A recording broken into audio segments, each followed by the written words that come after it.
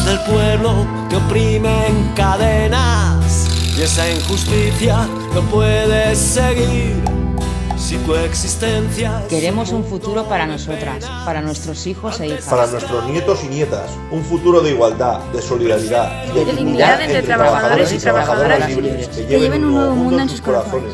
Ahora más que nunca, organización y lucha. Este 1 de mayo, ven junto a CGT. Fascista por nuestro esfuerzo. Contra la precariedad y la explotación laboral. En defensa de los derechos y libertades. En defensa del planeta. Por la igualdad entre hombres y mujeres. A las 12 horas desde la Plaza de San Agustín de Valencia, manifestación 1 de mayo 2019.